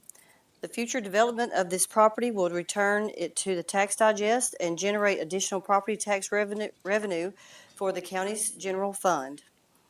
What is the pleasure of the board? Motion to approve. All right, thank you, Mr. Blakemore. Is there a second motion to approve? Second, but I want to add something. Mr. Well, Hart. yeah, Well, we will have discussion. I just need to get the motion on record. So 2 motions to approve, and now we can discuss it. Mr. Hart. Right. Okay, thank you. I just was curious here again if that's tied to, or do we need to get our opinion in first or I'll have to look into that because that's the first I've heard of that. right? But I mean, that was my only. I agree with Mark. If our council is reviewing those documents, we don't need to act until he's given us a thumbs up on that, correct, Mark? Is that what you're thinking? I just, yeah, I mean, I don't want to hold up anything that we need to move forward, but I would think that we should be hearing something back fairly soon. I thought we would probably have by now. Just a thought, like I said, if they're, I think preliminarily the thoughts were that we were okay, but we were just waiting on that official. Yes. So, Yeah, we're not moving on any property until we get that. Okay. The board has the opportunity to, Mr. Blakemore, to amend his approval with the reservation of not moving forward until we get the final opinion from the lawyer. And the reason I offer that is because the Joint Development Authority has already heard this in their board meeting and has approved the conveyance. So they've already taken their step. So if this board is comfortable with doing that, we can approve it with the pending of the legal opinion. I amend my motion to approve it. Thank you. Mr. Hart, are you okay with that too? Yes, ma'am. Yes, And ma'am. Mr. Askew, are you okay Yes, with that? ma'am. All right, that sounds good. We will not do anything until we get the legal opinion. All right. So all in favor, say aye. aye. And that is unanimous. Thank you for being constant gardeners for our property. 17.8, Resolution R-039-26 to award a contract to Black Rock Construction Incorporated for Walker County roadway safety improvements. We only had one bid for this RFP. This is an RFP for striping and some signage along 3 different routes in Walker County. The funding for this project comes from a special appropriations from GDOT's LMIG program. Carlin Bowers, who I think is here, was he here? Hi, Carlin. He was proactive in filing the application and securing this additional funding that we didn't know we were going to get. So good job, Carlin. Let's do motions, and if you have a question for Carlin, we can ask it then. May I have a motion on this matter? Motion to approve. Mr. Askew, is there a second? Second. Mr. Hart, does anyone want to ask Carlin any questions about this or discussion? I don't, Carl and I discussed it this week. I'm good with it. All right, anybody else? All right, then all in favor to approve this award of contract for striping and signage, say aye. Aye. All right, it's unanimous. Thank you again, Carlin. Appreciate it, bud. 17.9, Resolution R-040-26 to award a contract to Victory Construction Group LLC in the amount of $84,170 for Walker County Agriculture Extension Building renovation. Let me go ahead and ask for a motion on this, please. Motion to approve. All right, Mr. Hart, is there a second? Second. Mr. Blakemore. Now I have a discussion item for Mr. Hart. In the paperwork, I noticed that there was a second page to their RFP that said $136,000. And upon further review, it was for management, rental, and performance bond, $43,000 more than the $84,000 bid. So I wanted to. I was at the bid opening, and the bid that was open was the amount that it says in the resolution. Yeah, the additional documentation that was sent with the estimate from Victory shows 4 additional items totaling $43,000 more. So I'm not comfortable approving the $84,000 if they were going to come back and ask for $136,000 after all. Well, are they here by chance? Is Victory here? They're not here. Okay. But at the bid opening, there were 7 line items on the proposal, and their bid on these 7 line items totaled 84,170. So I have not seen, and the next one was 190, the next one was 199. Here's what I have. It's the last two items and that first page and the first two items on the second page. I didn't see that similar process with the other bidders is my only question. The other bidders showed their numbers matching. This was the only one that, And when did this come in? 420. I think came in with the day of the RFP. It was in the packets, yeah. So maybe we want to table this and look at that a little tighter before we approve it. Or you approve it with no change orders, that the $84,000 is the only amount that we'll pay. And I just read this today, so I apologize. I didn't have time to talk to you about it before the meeting. Yeah, that's the first that I've seen of that. However, adding to that is still a low bid, but had you seen that, John? I didn't hear the conversation. You can't hear out here. That Victory's bid was now 136,000. Did you see a change on that? I don't recall that. Only John and I were both at the bid opening along with Joe. So I think if this is the case, we need to table it and take a look at it because I mean, even you say it's 134, 6.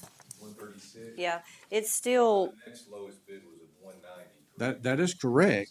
However, I don't understand at the bid opening why the bid we opened was $84,000. Yeah, that's the bid opening, that should have been I'm a little curious about that too. Was that including the bond amount as well? The yeah, $136? $4,000 is the extra 40, is in the extra 43,000.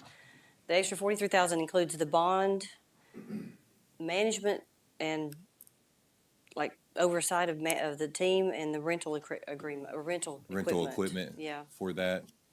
which all that's fine. They just need to tell it. If it's $136,000, that's what it is. Yeah, I'd have to go back and look as well on that paperwork.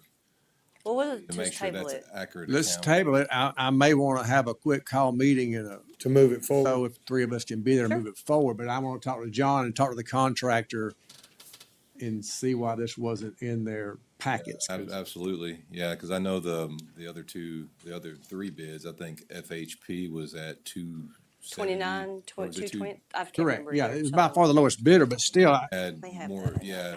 this should have been in their bid packet. So We'll look and make sure it was in the bid package. Okay. I do want to say Victory is one that is doing the work at Hinkle. Hinkle. Yes. Very satisfied with their work, but I want Absolutely. I mean, I the need work to. they're doing is great. I need to look at this before we move forward. And then Okay, if we have to have a quick so meeting, Mark. can I just come, need you right? to amend or to rescind your original approval. Yes, I want to rescind it until I review this. Yes, ma'am. And then you'll need to make a new motion to table it for further review. For further review, we may have a quick call meeting if we need to. Yes, Perfect. ma'am. Is there a second motion to the new motion? I'll second that. We'll take Blakemore, he said it Okay. first. Thank you. All right, all in favor to table this for further review, say aye. Aye. All right, it was unanimous. Thank you for that discussion. And again, I apologize I didn't bring it up sooner today. 17.10 is the Resolution R-041-26 to award a contract for emergency medical services. I will invite Blake Hodge to address the board regarding this item. Blake, the podium is yours. Thank you. Good evening. Good evening. Yes.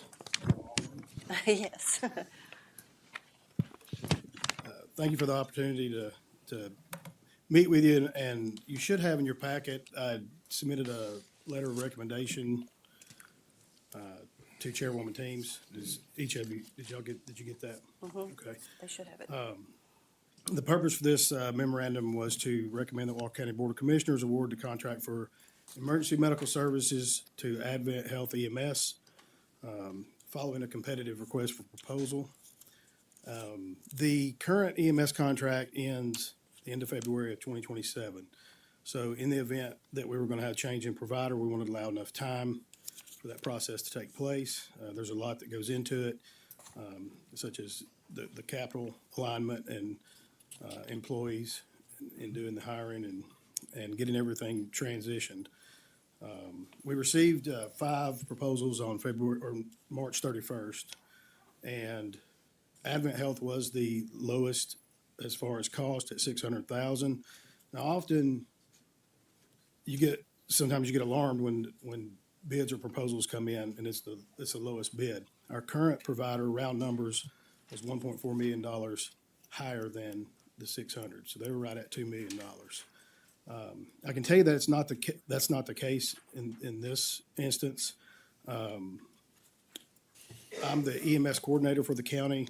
My job is simply to gather the facts, do the due diligence for the county in providing the best service that we can to our citizens and also the employees.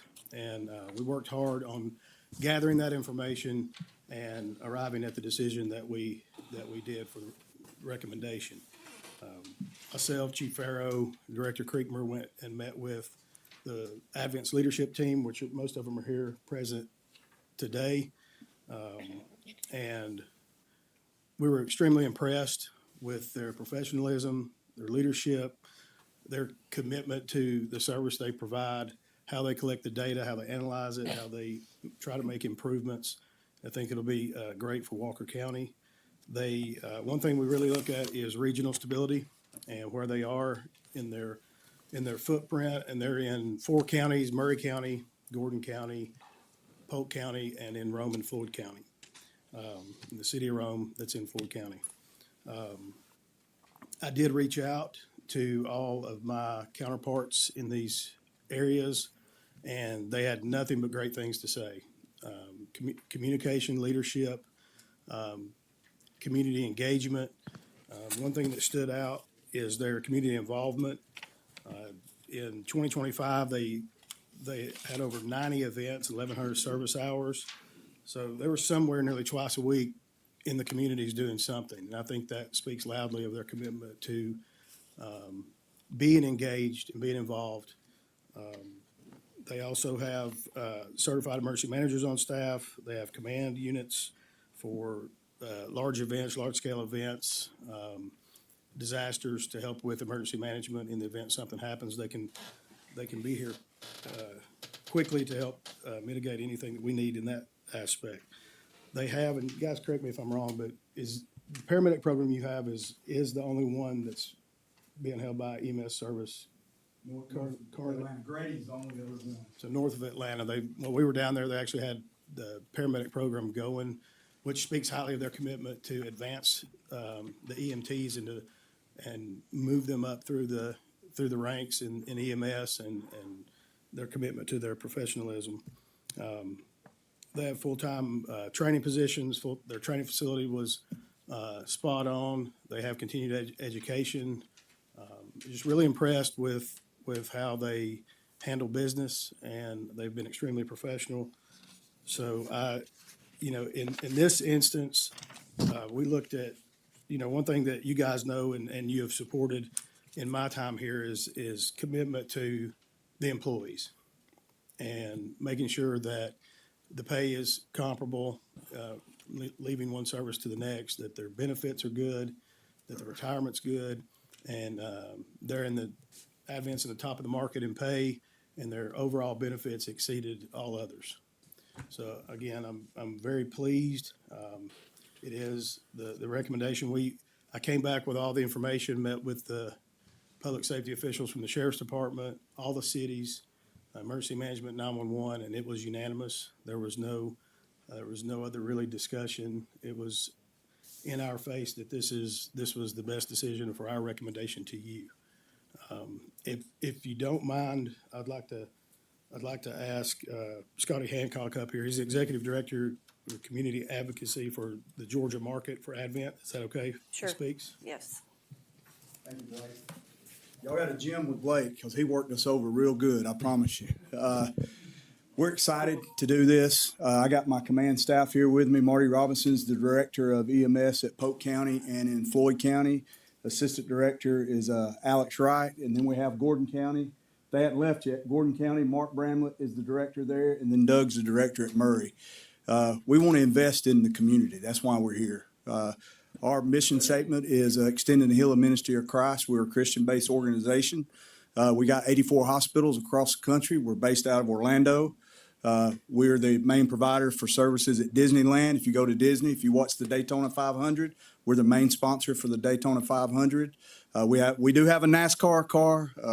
That's a little out there, but we do have a NASCAR car. But we have excelled in EMS, and we want to continue to excel in EMS here. We started this paramedic program that Blake spoke about. This is our first class.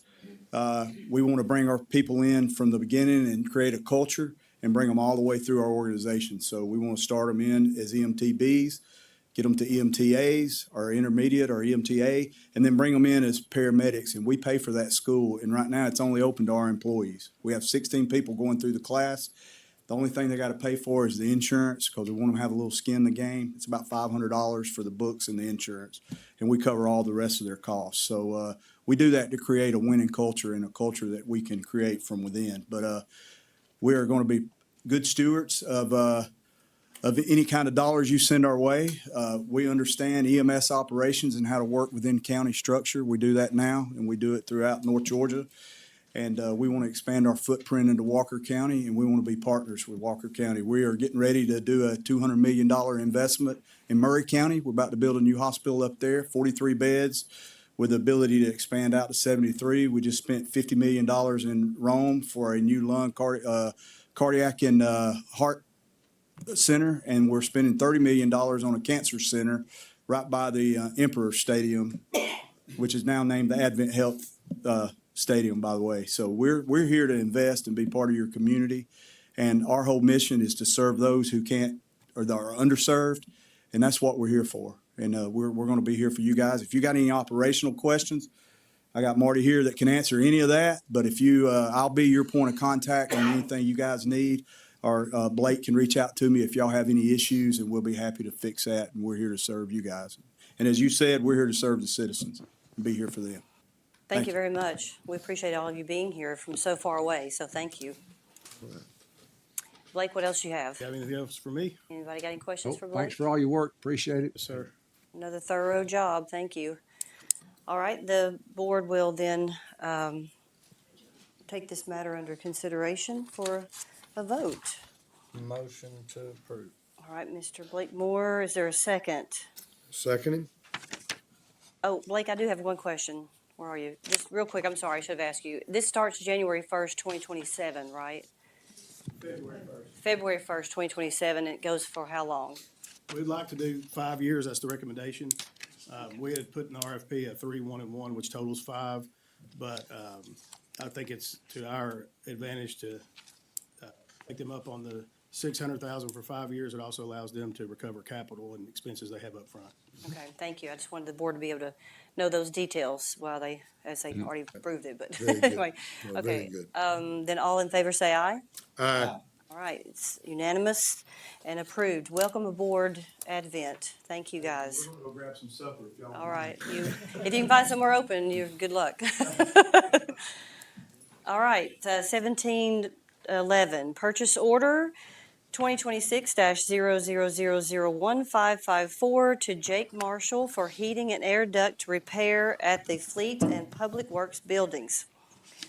Stacy Higdon, Facilities Maintenance Director, obtained 2 quotes for this work, and Jake Marshall was the lowest bid. This work has already been performed as it was an emergency to complete ahead of the reconstruction that was planned. I'm going to make the motion since this was something that I headed up. I would like to make the motion to approve this bill to Jake Marshall. May I have a second? Second. Thank you, Mr. Hart. Is there any discussion for me? Any questions? Okay.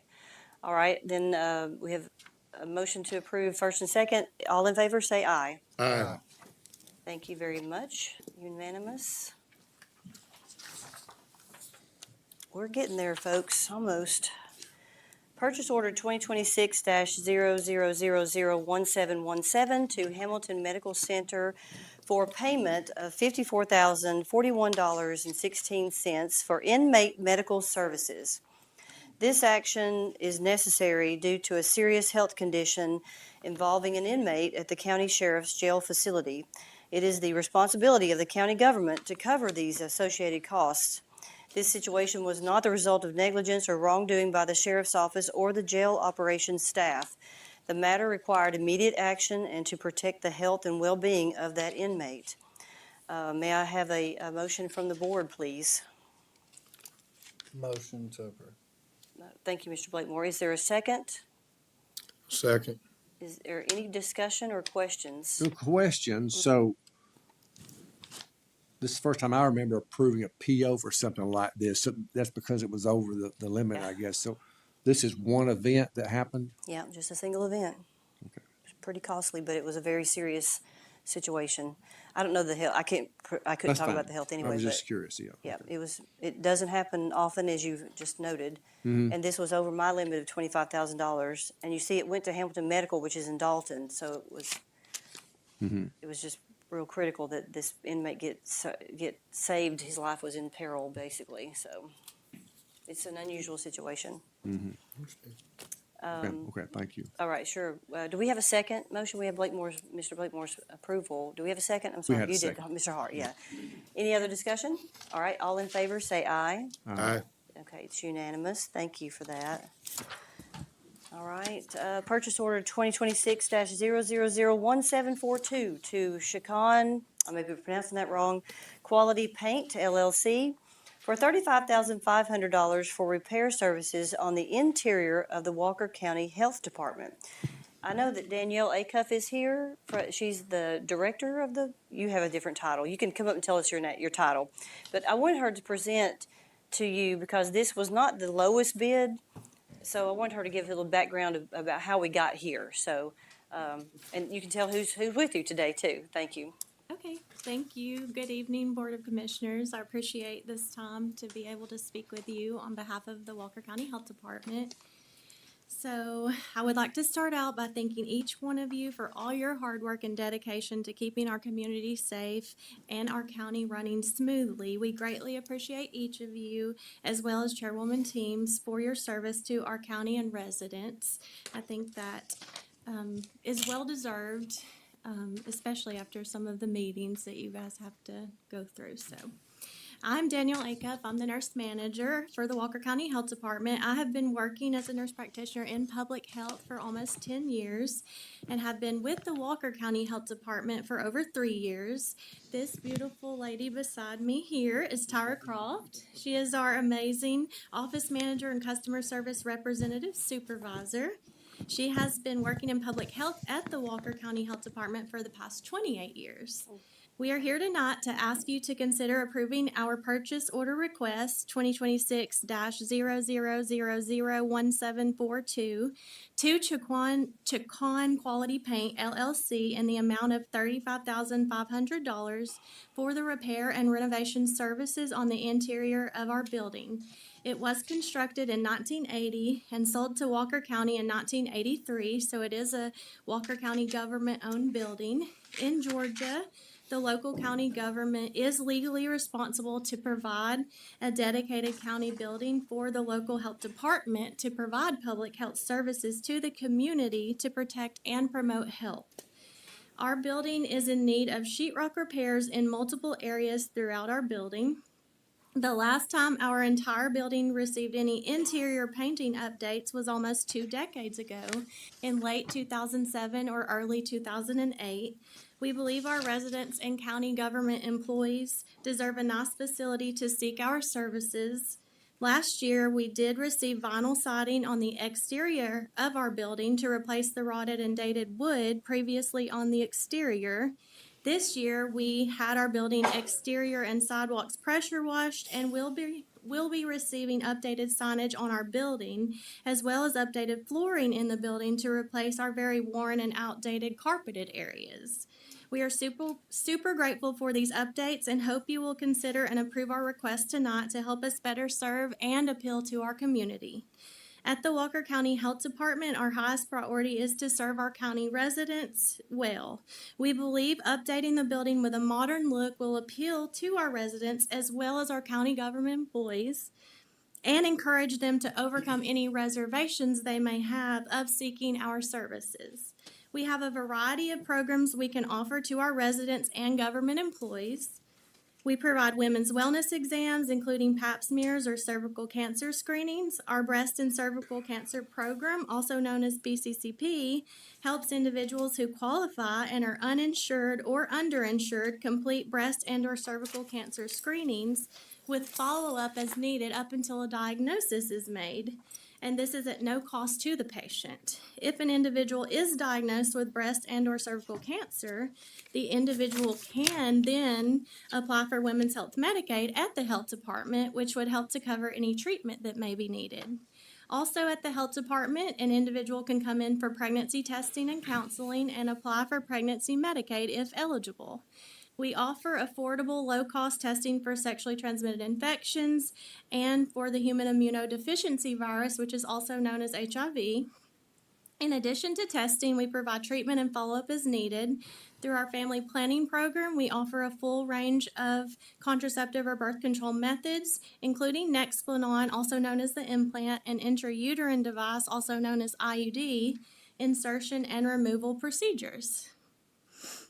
We provide hearing, vision, dental, and nutrition screenings for school-age children, as well as newborn metabolic and hearing screenings for infants. Also, we have a fabulous Babies Can't Wait program to provide early intervention services to infants and children under 3 years of age, and young adults, and a children's medical services program to support families that are caring for children, adolescents, and young adults through the age of 21 that have special health care needs. In addition, we focus on disease prevention and provide infant, child, adolescent, and adult immunizations, and have a fabulous vaccine for children's program that provides those who are 18 and under with low to no cost vaccines as eligible. We test for and treat tuberculosis. We treat infectious diseases. Some examples include measles, Haemophilus influenza, also known as Hib, meningitis, and pertussis, also known as whooping cough. Additionally, we assist with emergency preparedness activities and provide vital record services, including birth and death certificates for those born and deceased in Georgia. At the health department, we also have an amazing program called Women, Infants, and Children, also known as WIC, and this helps pregnant individuals, breastfeeding individuals, infants, and children up to the age of 5 with nutrition, education, and assistance. Although located in a different building in our county, our health department has wonderful environmental health staff who keep our community safe and healthy as well. In your packet, you will find 3 interior painting quotes. We do prefer to use Chairwoman Quality Paint LLC since we used this company in the past, and they did a wonderful job updating the interior painting of our lobby and lab areas. We know the quality of their work, and they are highly recommended throughout our district, and that includes our district office and then other of our county health departments that are within our district. In addition, they did agree to move our heavy furniture, which is awesome because we have a whole office full of women, pretty much. And we do know all the work that Stacy and his maintenance crews are working on currently, and we just would like to be of assistance to help them out with that as well. Thank you very much for your continued support. We greatly appreciate all of you and allowing us this time to speak with you today. Thank you. Did Robert or you want to say anything, or was that your whole presentation, just giving you a minute? Yeah, just to reiterate, I think these ladies do a wonderful job, and our public health does a wonderful job. Yes, they do. I think they do such a wonderful job. Our county clinic is going to partner with the local health department for vaccinations for our employees, flu vaccinations, tetanus, hepatitis B, and also I think we can utilize their women's program to provide a high level of service to our female employees of the county. I think getting back to the contract, I think this company has a proven track record. They've done well at this health department, other health departments. You know, there's sensitive things. There's medications, patient records, and I believe this company is very sensitive to that. And so I would just request that the board look at this potentially for yes vote. I think it will be a great asset for our community to improve our local health department. Thank you. And Robert is our chairman of the board for the Correct. Department of Health. Correct. Yes, and I sit on that board too. Yes, ma'am. And both of you do an amazing job. We appreciate it. Thank you. I'm not voting tonight. Well, I might be. Let's see what happens. Is there a motion from the board? And then we can ask questions if we need to. Motion to approve. All right, Mr. Blakemore, is there a second motion to approve? Second. All right, is there any other discussion or questions for them? Yes. So Okay. thank y'all for what you do. It's amazing. One of the most important things that we do is stewards of taxpayers' dollars. Absolutely. So when I see a price for the price you want to go with is a 3-line quote.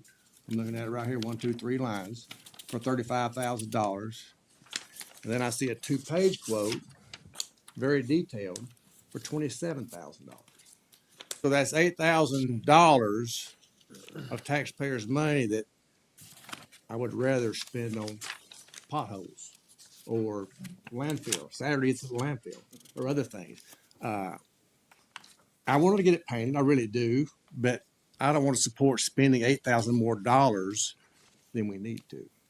I know that Ricky and them are very busy, and Stacy, but they can certainly bird dog the crew that's doing it, go by there once a day and tell them what they need to do and leave. So I think keep in mind that, as Danielle said, this company has already been there in that building, so I'm guessing that they were very familiar with the building and they probably didn't.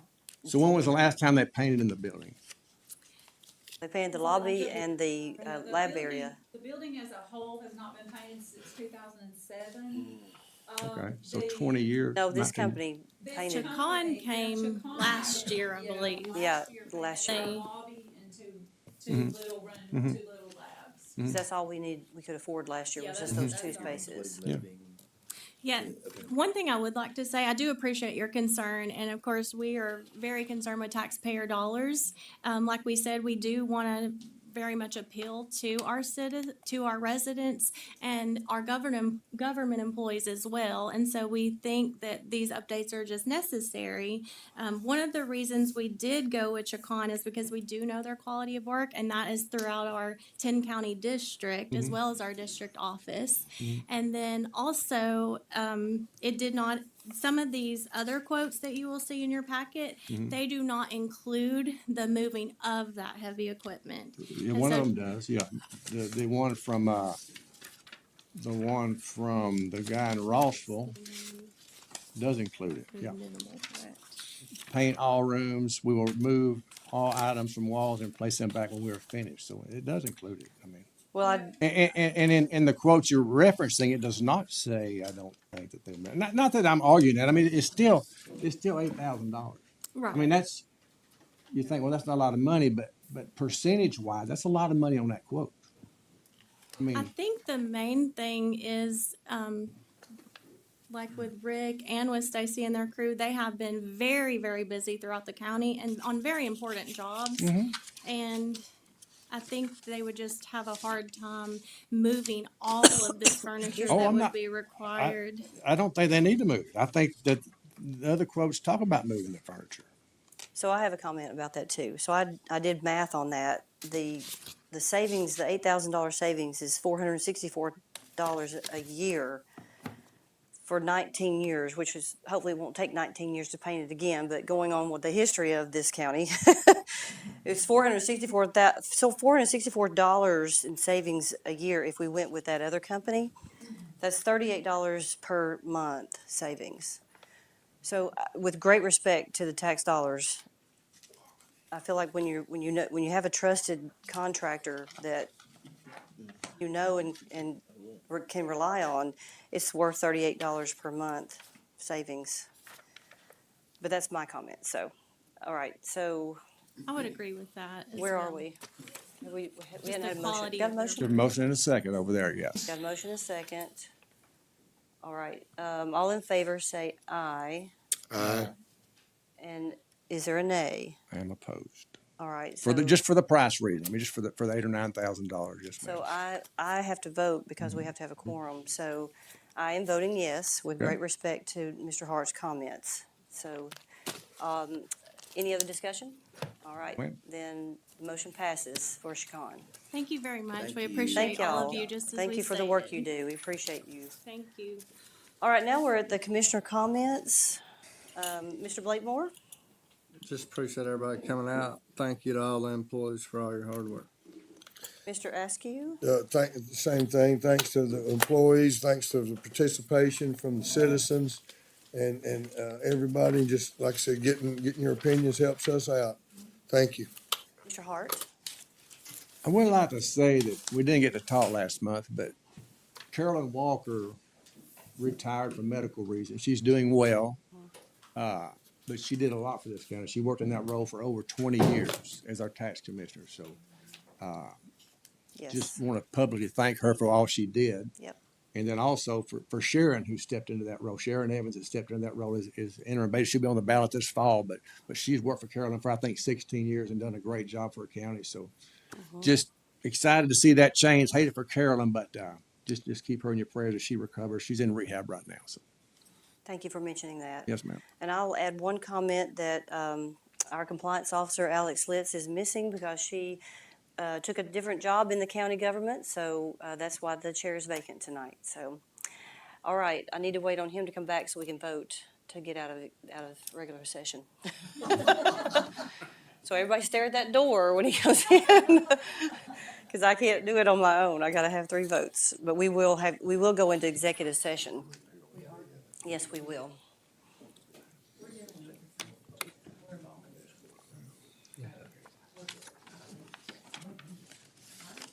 Make sure he's not talking to somebody in the hallway.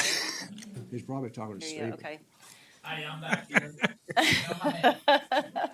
I'm kidding. All right, I need to make a motion that we go into executive session to talk about property or personnel or litigation or security matters. So may I have a motion?